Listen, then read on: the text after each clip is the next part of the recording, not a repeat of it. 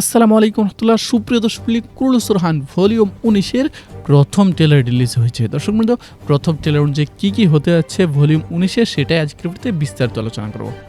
সুপ্রিয় দর্শক, কুরুল সুরহান ভলিউম 19-এর প্রথম ট্রেলারে একেবারে শুরুতে দেখতে পাচ্ছি সুলতান উরহান, আব্দুর রহমান আলপ, কারা হালিল তারা বনের মধ্যে ছুটে চলছেন। অন্যদিকে তাদের পিছু নিচ্ছেন দেমিরহান বে, শাহিন সাবে এবং তার সৈন্যরা। এখানে শাহিন সাবে চিৎকার করে বলছেন, এখনই আত্মসমর্পণ করা এবং বর্ষা আমার হাত তুলে দাও। আমি তোমাকে তোমার প্রাণ না নিয়েই নির্বাসনে পাঠিয়ে এই অধ্যায় এখানেই শেষ করি।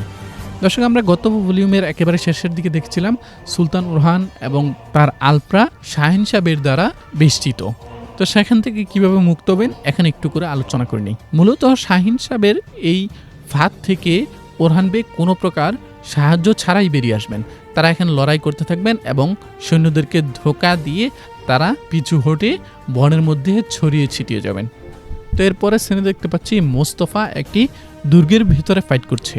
এটা কোন দুর্গ? এটা সম্ভবত কারাজাহিসার দুর্গ। আর এখানে মোস্তফার গায়ে আমরা বাইজেন্টাইনদের আউটফিট বা পোশাক দেখতে পাচ্ছি। এর মানে হচ্ছে মোস্তফা খুব সম্ভবত ছদ্মবেশে এই দুর্গে প্রবেশ করবেন। আর এটা নিশ্চিত যে আগামী 19 নম্বর ভলিউমেই কারাজাহিসার দুর্গ আবারও ওসমানীয়দের নিয়ন্ত্রণে চলে আসবে। তো এদিকে ওরহান বে কিন্তু স্পষ্টভাবে বলতেছেন, কোনো আত্মসমর্পণ নয়, হয় বিজয় আর নয়তো শাহাদাত। এখানে আমরা বাইজেন্টাইন সৈন্যদেরকেও দেখতে পাচ্ছি। এরা আন্দ্রেয়াসের অধীনে থাকা সৈন্যবাহিনী। তো পাশাপাশি আরও একটি আমরা বিশাল বাহিনী দেখতে পাচ্ছি, বাইজেন্টাইন বাহিনী, যেটা হচ্ছে বিদ্রোহী প্রিন্স আন্দ্রোনিকোসের বাহিনী।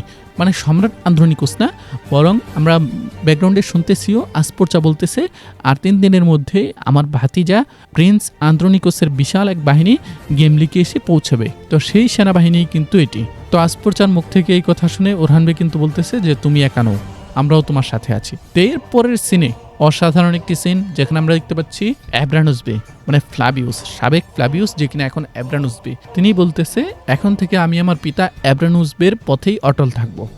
আর এই কথার পর মালুনাতুনও বলতেছে, তাহলে আমাদের মাঝে স্বাগতম, আমার মেয়েদের আল্লাহর হেফাজতে, এরপর তোমার আমানতে। এখানে মালুনাতুন বলেছেন আমার মেয়েদের, মানে শুধুমাত্র আমার মেয়েকে বলে নেই, যার কারণে এটা বলার সুযোগ নেই যে ফাতেমা খাতুনকে ফ্লাভিউসের হাতে তুলে দিয়েছে, বরং হয়তোবা মহিলাদের কোনো একটি টিম বা দলকে কোথাও নিয়ে যাওয়ার দায়িত্ব রয়েছে ফ্লাভিউসের। যেই মহিলাদের দলের মধ্যে হালিমা, ফাতেমা তার সবাই রয়েছে। তো সেই কারণে বলতেছে যে আমার সকল মেয়েদেরকে তোমার হাতে আমানত তুলে দিলাম। তো এরপরে সিনে দেখতে পাচ্ছি ইকিদ বে লড়াই করছেন, আর ইকিদ বের বিরুদ্ধে লড়াই করছেন ফ্লাভিউস বা অ্যাব্রানুস। এটা কোথায়? এটা সম্ভবত কারাজাহিসারেই হতে পারে, যেহেতু আমরা মোস্তফাকে কারাজাহিসারে ছদ্মবেশে প্রবেশ করতে দেখেছিলাম, সেহেতু এখানে হয়তোবা মহিলাদেরকে নিয়ে মোস্তফা এবং ফ্লাভিউসরা কারাজাহিসারে প্রবেশ করবেন এবং তাদের বিরুদ্ধে লড়াই করবে। এখানে ইকিদ বে লড়াই চলাকালীন সময়ে উপর থেকে পড়ে গিয়েছে, যার কারণে ইকিদ বের অধ্যায়টা এখনোই শেষ হচ্ছে না। তবে এখন শেষ হোক আর পরে শেষ হোক, ইকিদ বের অধ্যায় যে ফ্লাভিউসের হাতেই শেষ হবে সেটা কিন্তু অনেকটাই নিশ্চিত। তো এদিকে কিন্তু আরেকটি গুরুত্বপূর্ণ সিন আমরা দেখতে পাচ্ছি, যেই সিনে দেখা যাচ্ছে প্রিন্সেস আসপোর্চাকে চেপে ধরেছে আন্দ্রেয়াস এবং তাকে একেবারে সাদা কাফন পরিয়ে মৃত্যুর জন্য, মানে ফাঁসি দেওয়ার জন্য নিয়ে যাওয়া হচ্ছে।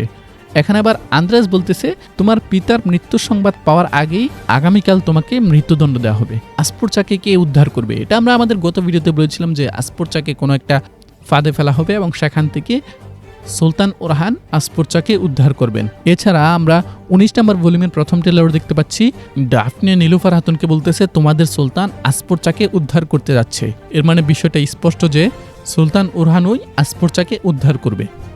আচ্ছা, ডাফনে এখানে কোত্থেকে আসলো সে বিষয়টা বলি।